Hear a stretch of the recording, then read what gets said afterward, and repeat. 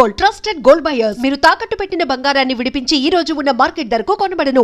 ఇప్పటికే 200 రూపాయలు అప్పు, మళ్ళీ అప్పు కావాలా? ఇదిగో ముందు నువ్వు చొక్కా పక్కన పెట్టు. అబ్బే వద్దండి, అసహ్యంగా ఉంటుంది. ఏ నీకేమన్నా గజ్జి తమర వగైరా రోగాలు ఉన్నాయా? అబ్బే అలాంటి ఏమైనా ఉండే, మొత్తం డబ్బు రేపు ఇచ్చేస్తాను. అదేం కుదరదాయి. ఇవాళ డబ్బన్నా కట్టు, చొక్కా అన్న ఇప్పు. ఇంకొకసారి ఆలోచించండి. ఏంద్ర ఆలోచించేది? నువ్వు ఇప్పుతావా, నన్ను ఇప్పమంటావా? ఆగండి, వద్దులండి, మరి ఇప్పు. నేనే ఇప్పుతా.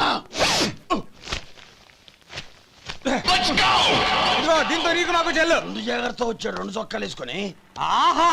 ఏంది ఏందిరా? ఏ తెలుగు గురుగారు మీది? మరి అదే బాకీ కలెక్షన్ అంటే చూసి నేర్చుకోండి. ఏంటి 220 రూపాయలకు 35 రూపాయలు చొక్కా తీసుకోవడమా? 35 రూపాయలు ఏంది? మరి 350 రూపాయలా? వాడిని ఆపరా, వెళ్ళి పట్టుకోండి పో. ఏంటి పట్టుకునేది? ఆడు బస్సు ఎక్కడము, బస్సు వెళ్ళిపోవడం అన్ని అయిపోయినాయి. నాకు జీతం పెంచవు గానీ డబ్బులన్నీ దొబ్బెట్టుకో. ఇక నువ్వు అధిక ప్రసంగం చేయమాక. ఈ షర్ట్ నాకు నచ్చింది. నచ్చితే అల్వా అల్వా అల్వా.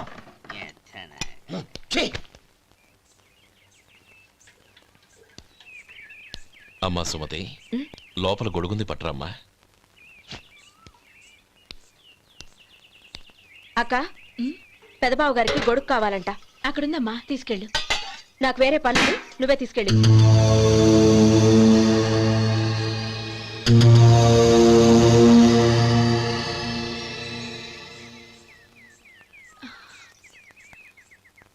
బావగారు, ఇదిగోండి గొడుగు.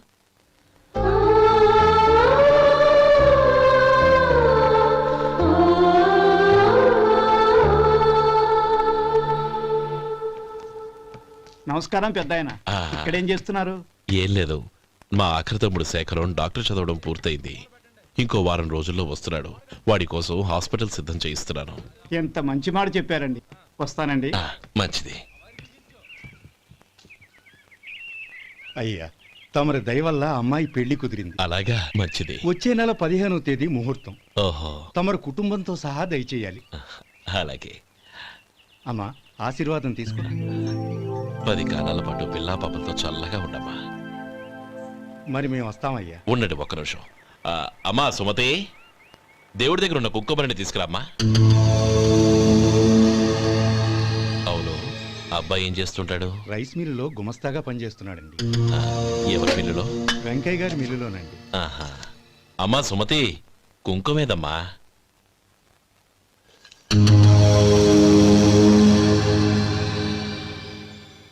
అన్నయ్య,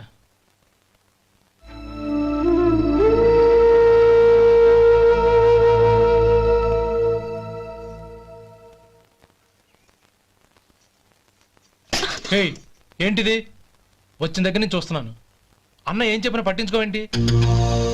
అసలు మా అన్నయ్య గురించి ఏమనుకుంటున్నావు? అయినా ఏం చూసుకునే నీకు ఎంత పొగరు? గోపి, ఏంట్రా ఆ మాటలు? అమ్మా, నువ్వు లోపలికెళ్ళు.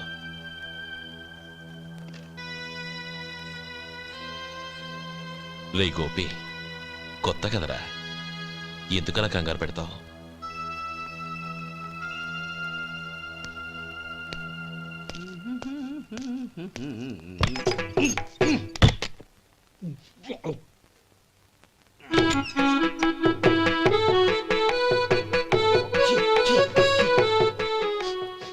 ఏంటయ్యా ఎలక తెచ్చిన వాసన వస్తుంది? ఎక్కడా? ఇప్పుడే పోయింది.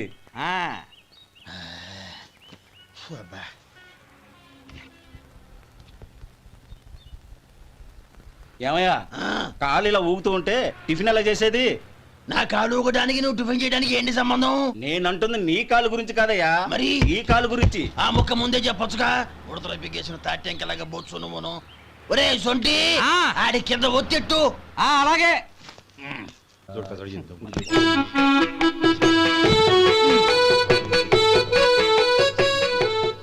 ఇప్పుడు ఓకే.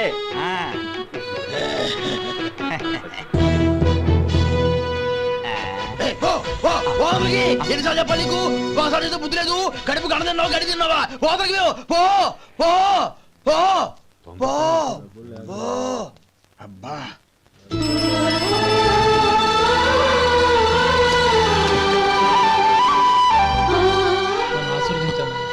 భగవంతుడు నిన్ను చల్లగా చూస్తాడు. ఏంట్రా విషయం? నాకు పోస్టింగ్ ఆర్డర్ వచ్చింది. అలాగా? మన ఊళ్ళోనే నన్ను ఎస్ఐగా అపాయింట్ చేశారు. చాలా సంతోషంరా.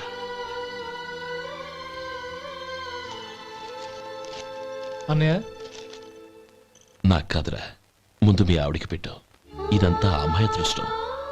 నీకు ఉద్యోగం రావాలని ఎన్ని నోములు నోచిందో, ఎందరు దేవుళ్లకు మొక్కిందో. వెళ్ళి మీ ఆవిడికి పెట్టు. బావగారు, నన్ను క్షమించండి అరే, బావగారు. ఏంటమ్మా ఇది? లేదు బావగారు, నా మొహం చూస్తే ఎలాంటి పనైనా నాశనం అయిపోతుందని, నేను నష్ట జాతకురాలని మా నాన్న ఎప్పుడు అంటుండేవారు.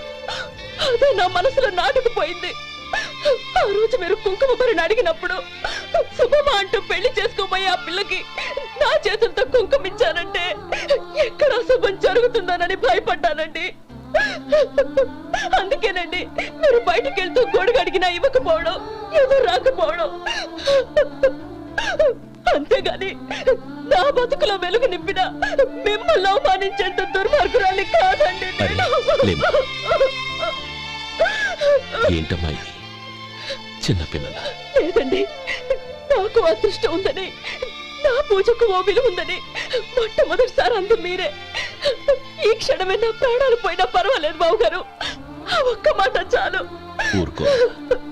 మంచి చెట్లకు మనుషులే కారణమైతే ఇక గుళ్ళెందుకు, దేవుళ్ళెందుకు?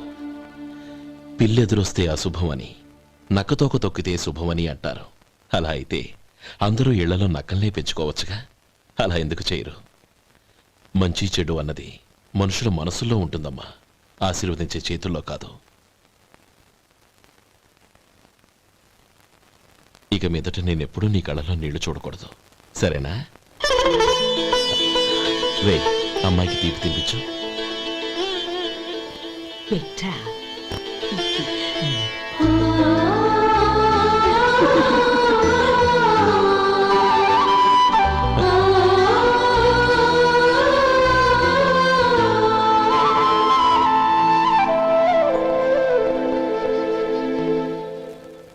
మధు, చిన్నప్పుడు నేను ఒక్కనే కష్టపడుతున్నానని, నాకు సాయంగా ఉండాలని చదువు అవ్వలేదన్న వంకతో చదువు మానేశావు.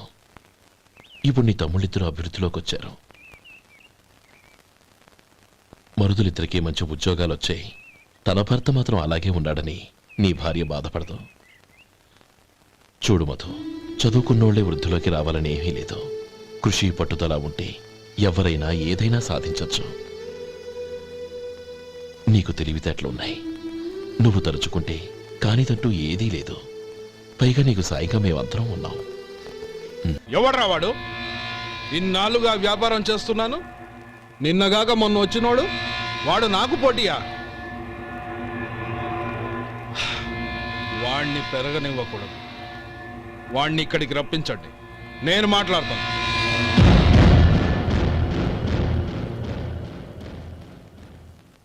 నమస్కారం అండి.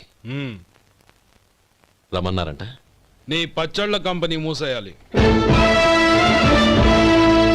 నీకెంత కావాలి?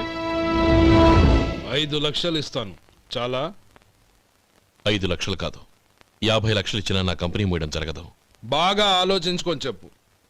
ఈ వ్యాపారంలో పుట్టి పెరిగినోడ్ని, నాతో పోటీ పడకు. నా చేతి కింద 6,000 మంది పనిచేస్తున్నారు. ఆంధ్ర మొత్తం నాకు బ్రాంచులు ఉన్నాయి. నేనే మార్కెటింగ్ చేయలేకపోతున్నాను. ఆఫ్టర్ ఆల్ ఒక కుటీర పరిశ్రమలా పెట్టుకొని నువ్వెలా మార్కెటింగ్ చేయగలవు? 6,000 మంది వర్కర్స్ని పెట్టుకుని ఆంధ్ర మొత్తం బ్రాంచీలున్న మీరే నా కంపెనీ చూసి భయపడుతున్నారంటే నా సరుకుల నాణ్యత ఉందనేగా. ఆ నాణ్యత ఉన్నంత వరకు నాకెవరూ పోటీ కాదు. ఈ ప్రపంచంలో నేను ఎక్కడైనా మార్కెట్ చేయగలను. వస్తాను.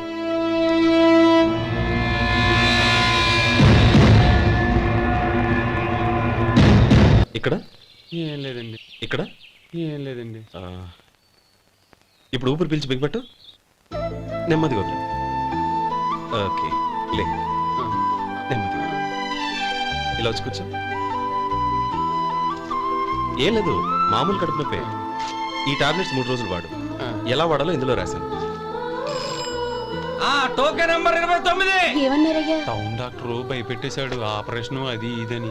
కానీ ఈ డాక్టర్ బాబు ఏమీ లేదని చెప్పాడు. అలాగా? ఈ బాబు 10 కాలాల పాటు చల్లగా ఉండాల. రే సొంటి వస్తున్నా రే భగవంతుడి దయ వల్ల తమ్ముడు హస్తవాసి మంచిదని అప్పుడే పేరొచ్చిందిరా. తమ్ముడిని దగ్గరుండి జాగ్రత్తగా చూసుకో. పని హడావుల్లో పడి వేళకి భోంచేయడము. అబ్బే అదే లేదన్నయ్య, 1 గంటకల్లా పేషెంట్ కట్టు, భోజనం పెట్టు.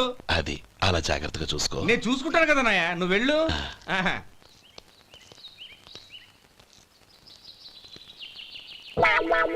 అయ్యో ఏంటయ్యా ఉంటున్నాడా ఈ దెబ్బలు? ఏదైనా యాక్సిడెంటా? అదేం కాదండి, మరి గోరు కొరికినందుకు ఎలక్ట్రిక్ స్తంభానికి కట్టేసి ఇలా రక్తం వచ్చేలా కొట్టారండి. ఊరు కురికినందుకు ఎలక్ట్రిక్ స్తంభాన్ని కట్టేసి ఇంతలా కొడతారా? వాళ్ళు అసలు మనుషులా రాక్షసులా? చాలా థ్యాంక్స్ అండి, కనీసం మీరైనా అర్థం చేసుకున్నారు. వాళ్ళు అర్థం చేసుకోలేదండి.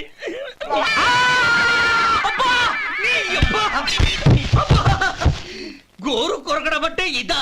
నిన్ను కొట్టడం కాదురా, నిలువురా నరికేయాలి. మన 2 ఊర్ల పొలిమేరలో ఉన్న ఈ మల్లికార్జున స్వామి వారి దేవాలయం జీర్ణదశలో ఉందన్న విషయం మీ అందరికీ తెలుసు. ఇన్నాళ్ళు మీ ఊరు వాళ్ళు పట్టించుకుంటారని మా ఊరి వాళ్ళు, మా ఊరి వాళ్ళు పట్టించుకుంటారని మీ ఊరి వాళ్ళు దీన్ని ఇలా వదిలేశారు. ఈ గుడి మీ ఊరికి ఎంత ముఖ్యమో మా ఊరికి అంతే ముఖ్యం. కాబట్టి మన ఇరు గ్రామ ప్రజలు కలిసి దాన్ని బాగు చేయించి కుంభాభిషేకం చేయించాలనే సదుద్దేశంతో ఒక కమిటీని ఏర్పాటు చేశాం. ఈ కమిటీలో 2 గ్రామాలకు సంబంధించిన ప్రముఖులు ఉన్నారు. కమిటీ ప్రెసిడెంట్గా ఎవరిని ఎన్నుకోవాలనే విషయంలో శ్రీ గోపాలరావు గారి పేరు, శ్రీ లక్ష్మీపతి గారి పేరు పరిశీలనలోకి వచ్చాయి.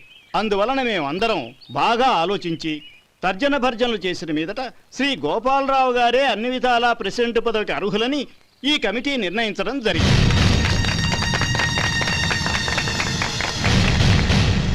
అంచేత ఈ ఉభయ గ్రామ ప్రజలు శ్రీ గోపాలరావు గారికి ఉదారంగా విరాళాలు అందజేసి ఈ శుభకార్యాన్ని జయప్రదం చేయవలసిందిగా కోరుతున్నాం. ఏంటి ఇంకా రాలేదా? ఏంటయ్యా టైం 10 అవుతోంది, బోర్డు మీద 10 గంటలను రాసింది. మీ డాక్టర్ ఇంకా రాలేదు. అసలు మీ డాక్టర్ కి టైం సెన్స్, పంక్చువాలిటీ ఏమైనా ఉన్నాయా? ఇంతకీ మీరెవరండి? నేను డాక్టర్ అమ్మని. ఓహో, మీరు డాక్టరేనా? డాక్టర్ అంటే డాక్టర్ని కాదయ్యా, డాక్టర్ని చేసుకోబోయేదానని అర్థం. ఓహో, అవును, నువ్వెవరు? నేను ఇక్కడ టోకన్ ఇస్తూ ఉంటానులేండి. తప్పుకో, తప్పుకోవయ్యా.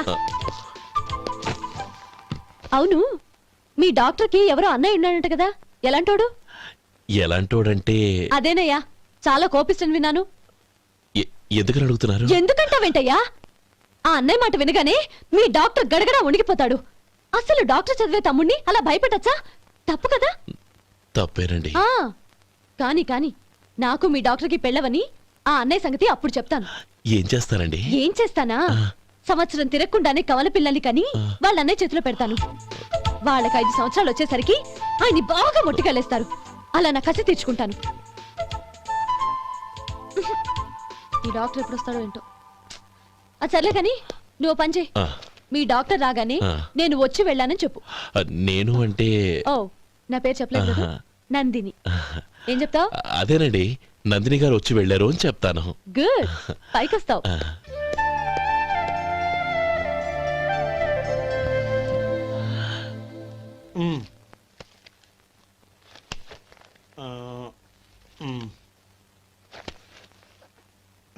దీంతో మొత్తం 4,98,200 అయ్యాయి.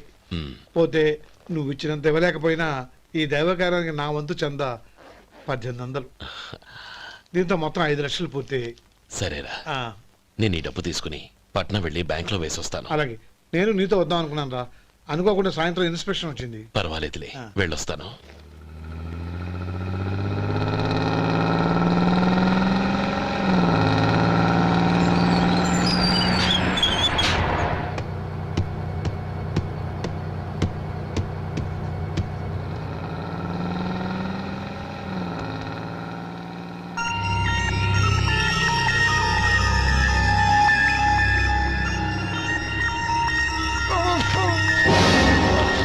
అయ్యో మూర్ఛ మూర్ఛ, బసాపండి బసాపండి.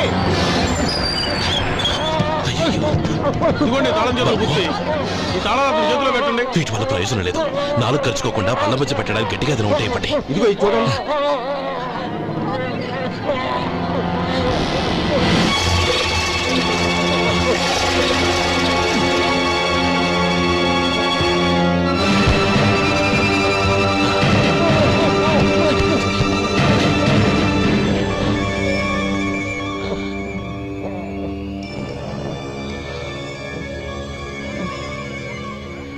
మీరు వెళ్ళి మీ సీట్లో కూర్చోండి, కొంచెం గాలాండివ్వండి. ఇప్పుడు ఎలా ఉంది బాబు?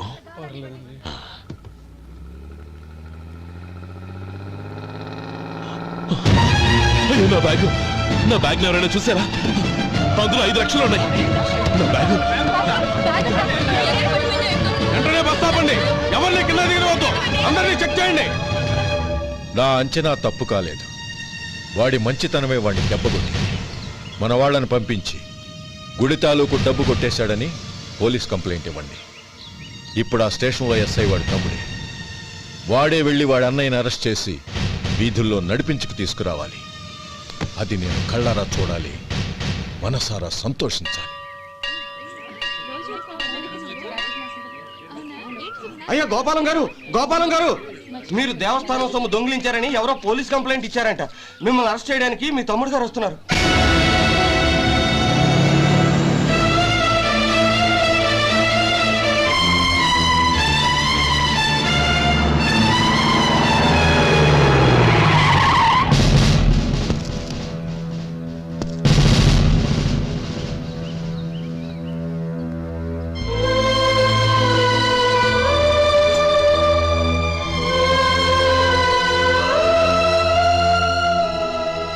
చూడు గోపి, ఎప్పుడు నువ్వు ఉద్యోగంలో చేరావో అప్పుడే తనా పరానే తేడా మర్చిపోవాలి.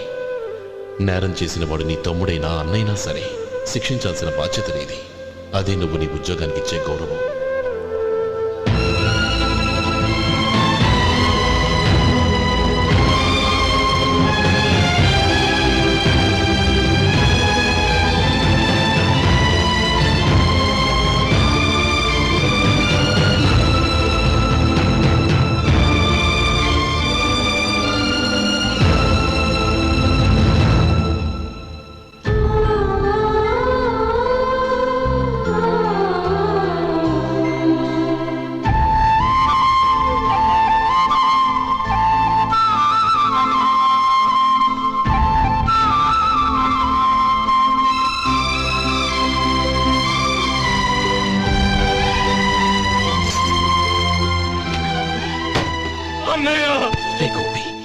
ఏమిట్రా ఇది? నన్ను క్షమించన్నయ్య. నేను కోరి ఉద్యోగుల చేరిన మాట నిజమే, కానీ ఇలాంటి పరిస్థితి ఎదురవుతుందనుకోలేదు. నా ఒంట్లో ప్రతి రక్త పట్టు నీ భిక్షనన్నయ్య. నిన్ను అవమానపరిచి ఉద్యోగం నిలబెట్టుకునే బదులు నా ప్రాణాలను వదులుకుంటారు, కానీ ఈ పని మాత్రం నేను చేయలేనన్నయ్య.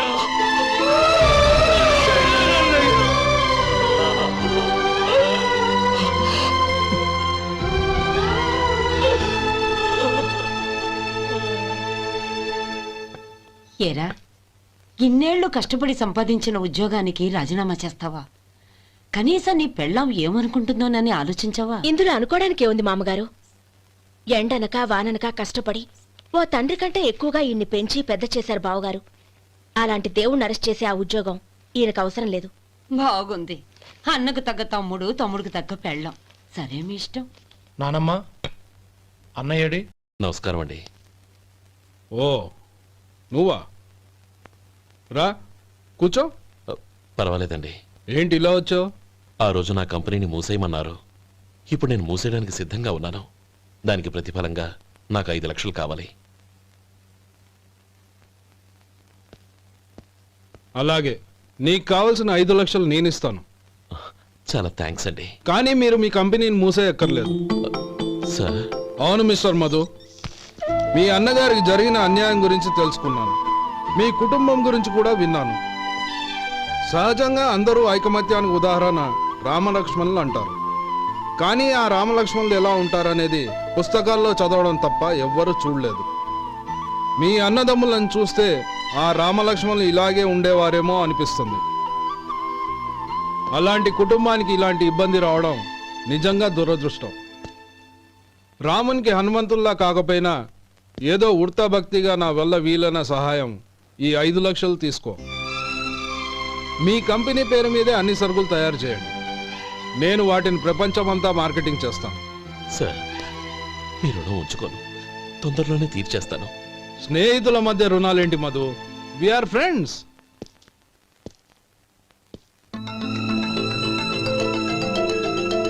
ఏంటే అక్కడ ఆగిపోయావు రా.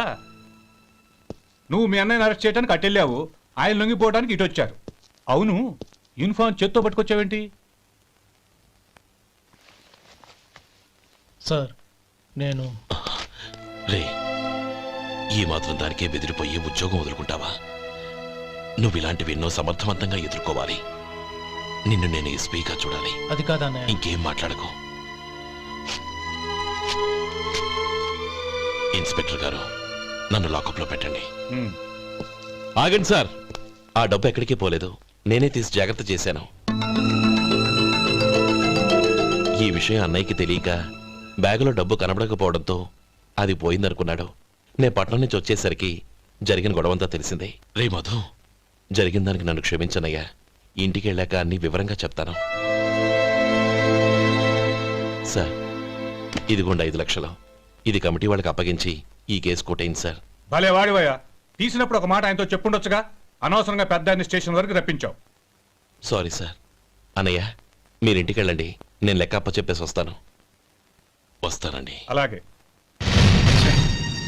ఎలా దెబ్బ కొట్టాలన్నా కుదరటం లేదు. అయినా వీళ్ళకు ఉన్న పళ్ళంగా 5 లక్షలు ఎలా వచ్చాయి? అదే బావా, నాకు అర్థం కావటం లేదు. నీకు అర్థమైతే ఆశ్చర్యపడాలి కానీ అర్థం కాకపోతే ఆశ్చర్యం ఏముంది? Useless fellow.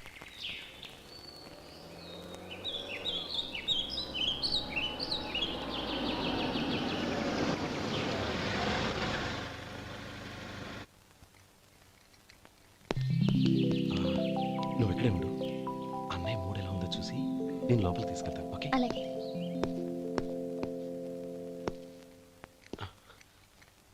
అన్నయ్య, ఏంట్రా? నేను చాలా రోజుల నుంచి నీకు విషయం చెప్తున్నాను, గుర్తుందా? ఏ విషయం? అదే అన్నయ్య, నేను ఓ అమ్మాయిని లవ్. ఓహో, లవ్ చేస్తున్నావా? ఆ విషయం నువ్వు నాకెప్పుడు చెప్పావురా? ఊళ్ళో అందరూ అనుకుంటుంటే నేను విన్నాను. సారీ అన్నయ్య, నీకు చాన్నాళ్ళుగా చెప్పాలనుకుంటున్నాను కదా, అందువల్ల చెప్పేశానేమో అనుకున్నాను. ఓహో, ఆ అమ్మాయి వచ్చిందన్నయ్య, బయట నిలబడి ఉంది. బయట నిలబెట్టడం ఏమిట్రా? లోపలికి తీసుకురా. అలాగే అన్నయ్య. ఏయ్, అన్నయ్య మంచి మూడ్లో ఉన్నాడు, రా. కమ్.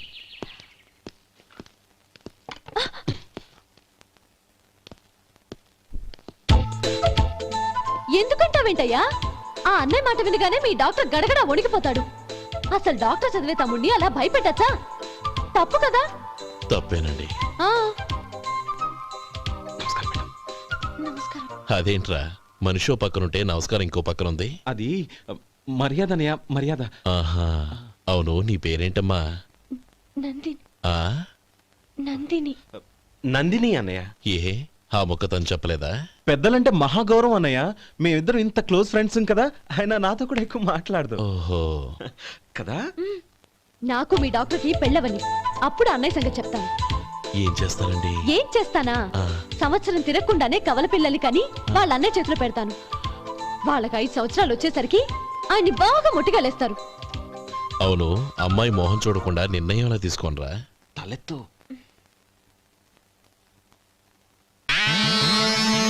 ఏం చెప్తా? అదేనండి, నందిని గారు వచ్చి వెళ్ళారని చెప్తాను. గుడ్, పైకొస్తావు. ఈయన మీ అన్నయ్య? అవును. నందిని, ఏమైంది? ఎందుకు ఏడుస్తున్నావు? ఈయన మీ అన్నయ్యని తెలియక తెలియక హాస్పిటల్ దగ్గర మర్యాద లేకుండా దురుసుగా మాట్లాడాను. ఆయన ఈ పెళ్లి ఒప్పుకోరు. ఊరుకో, అలాంటి చిన్న చిన్న విషయాల్ని మా అన్నయ్య పట్టించుకోడు. అయినా నేను కన్విన్స్ చేస్తాను కదా. ఆయనకంత అవమానం జరిగాక ఎందుకు కన్విన్స్ అవుతారు? అవ్వరు. చూడు, నువ్వు వేరే పెళ్లి చేసుకొని నీకు పుట్టబోయే బిడ్డకు నా పేరు పెట్టుకో. ఏంటా మాటలు? నేనే నుయ్యగుయ్య చూసుకుంటాను. అదిగో ఆ చూపు చూడు, ఆ చూపు ఒకలా ఉంది. నందిని, నా మాట విను ప్లీజ్. నందిని, రే శేఖర్, ఆ అమ్మాయి చెప్పింది నిజమే. తనని ఎప్పుడైతే హాస్పిటల్ దగ్గర చూశానో అప్పుడే నేను నిర్ణయానికి వచ్చేసాను. విన్నావా? నేను చెప్పానుగా, ఆయన ఆల్రెడీ ఓ నిర్ణయానికి వచ్చేసారట. ఇక నేను వెళ్తాను. అలాగే వెళ్ళు. వెళ్ళి ఈసారి వచ్చేటప్పుడు మీ అమ్మా నాన్నల్ని తీసుకురా. ముహూర్తాలు ఎప్పుడు పెట్టుకోవాలో నిర్ణయించుకుంటాం. అర్థం కాలేదా? నువ్వే మా వాడికి సరైన జోడి. అదే నేను తీసుకున్న నిర్ణయం. బావగారు నన్ను ఆశీర్వదించండి. లేమా, శీఘ్రమేవ కళ్యాణ ప్రాప్తిరస్తు.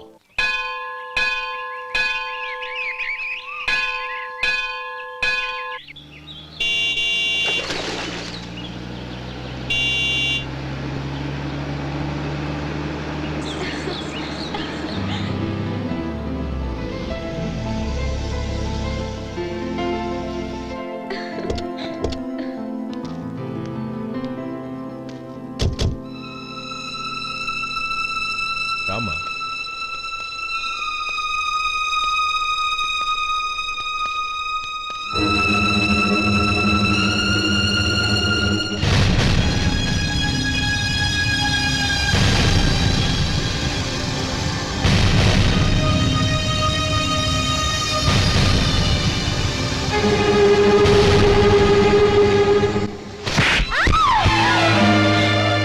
నా పరువు తీసావు కదే. ఒక బిచ్చగాడిని నువ్వు కోరుకున్న వాడికి ఇచ్చి చేసేవాడిని. కానీ నువ్వు ఎవరిని ప్రేమించావో తెలుసా? ఎవడి నీడ సోకితే పంచమహాపాతకాలు అంటుకుంటాయనుకుంటున్నానో వాడి తమ్ముణ్ణి. ఆ రోజు ఆ గోపాలం గాడు నిశ్చితార్థం వరకు వచ్చి నా చెల్లెల్ని చేసుకొని వెళ్ళిపోయాడు. ఆ ఆవేశంలో తొందరపడి ఓ పొరుగురు వాడికి నా చెల్లెల్నిచ్చి పెళ్లి చేశాను. ఆ తర్వాత తెలిసింది వాడికి అంతకు ముందే పెళ్లి అయిపోయిందని. వాడు పెళ్ళైన వాడైనా పర్వాలేదు, పరమ దుర్మార్గుడు. ఇంకొకరిని ప్రేమించిన దానివేగా అని దెప్పి పడుస్తూ నా చెల్లెలకి మాటలతోనే నరకం చూపించాడు. అటు ప్రేమించిన వాడు దగా చేశాడు, ఇటు చేసుకున్నవాడు కిరాతకుడు. ఇలా చిత్రవధ అనుభవించి అనుభవించి నా చెల్లెలు ఒకరోజు స్టవ్ పేలిపోయి చనిపోయింది. దీనికంతటికీ కారణం ఎవరు? వాడి అన్న. అటువంటి వాడింటికి కోడలుగా వెళ్తావా? ఒక్క మాట చెప్తున్నాను విను. నువ్వు జీవితాంతం పెళ్లి చేసుకోకుండా ఇంట్లో పడినా పర్వాలేదు, కానీ వాడి తమ్ముడితో మాత్రం నీ పెళ్లి జరగదు. రేయ్, పురోహితుని రమ్మని చెప్పు. వచ్చే ముహూర్తంలోనే నీకు నందినికి పెళ్లి.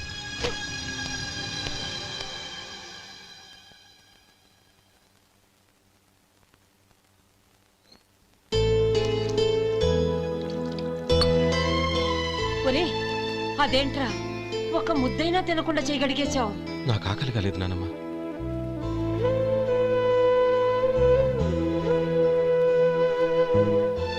ఆ అమ్మాయి చాలా మంచిది, చదువుకున్న పిల్ల, మనందరికీ బాగా నచ్చింది. కానీ ఆ లక్ష్మీపతి గారి గురించి ఆలోచిస్తేనే నాకు భయం వేస్తోంది. వాడు మన కుటుంబం ఎప్పుడెప్పుడు విడిపోతుందా అని ఎదురు చూస్తున్నాడు. అన్నయ్య, ఆ అమ్మాయే కాదు, ఈ ప్రపంచంలో మన కుటుంబం కంటే నాకేది ఎక్కువ కాదు. ఆ పెళ్లి గురించి నేను మర్చిపోయాను, మీరు మర్చిపోండి.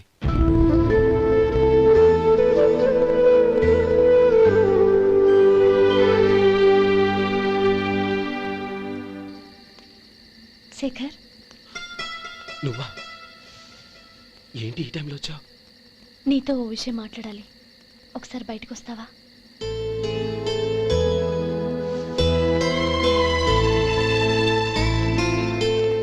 ఏంటి సూట్ కేసుతో వచ్చావు? శేఖర్, మా నాన్న నాకు వేరే పెళ్లి చేయాలని చూస్తున్నాడు. అందుకే నేను నిర్ణయానికి వచ్చాను. మన ఇద్దరం ఎక్కడికైనా పారిపోదాం. చూడు నందిని, ఈ టైంలో నిన్ను నన్ను మా అన్నయ్య చూసాడంటే బాగోదు. నువ్వు వెళ్ళిపో. అన్నయ్య అన్నయ్య అన్నయ్య, ఎప్పుడు మీ అన్నయ్య మాటేనా? నీకు నేను ముఖ్యమా, మీ అన్నయ్య ముఖ్యమా? నాకు మా అన్నయ్య ముఖ్యం. శేఖర్, నీ గుండెల మీద చేయి వేసుకొని చెప్పు, నన్ను మర్చిపోయిన సుఖంగా ఉండగలవా?